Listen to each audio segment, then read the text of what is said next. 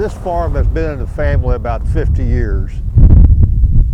The river has become a way of life for most farmers up here. Just the effects of being around it we all enjoy, but when the river's flooding and it's taking your property, it becomes an animal that you really don't like. For Roger Eidecker, this river is alive, living, breathing, constantly on the move. In 2011, the water height was approximately here on the side of this building.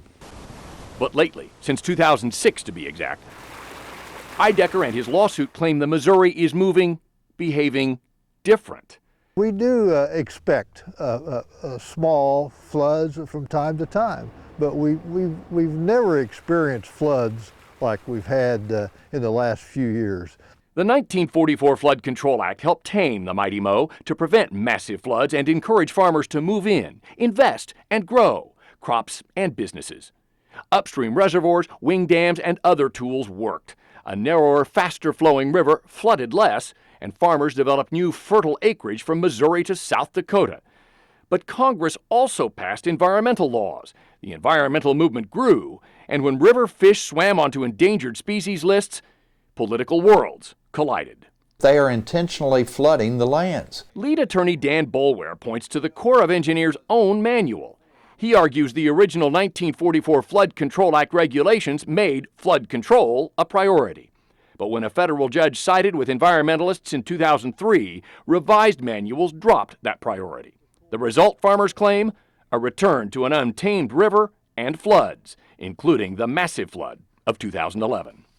But that is the federal government, being the federal courts and Congress and the Corps of Engineers and the United States Fish and Wildlife Service working in tandem to basically flood the property and take it away, after they had embarked upon an initiative 60 years ago to say, move in here, invest all this money, and we'll protect you from the flooding, and now they pull the rug out from underneath them. That's wrong. Taking is the key word. The massive lawsuit doesn't accuse Uncle Sam of mismanagement, but of an unconstitutional taking of property to save sturgeons and piping plovers without compensation, much like taking private land to build a public highway. The losses that they have sustained as a result of this repetitious flooding easily exceeds $250 million, if not $300 million. We can't sustain the cost of repairing this farm if we're flooded frequently. So yes, millions are at stake. But so too, these lawyers and farmers argue, is a way of life. They hope this legal action will lead to political action. And once again, a tame, yet living river. We feel we are environmentalists.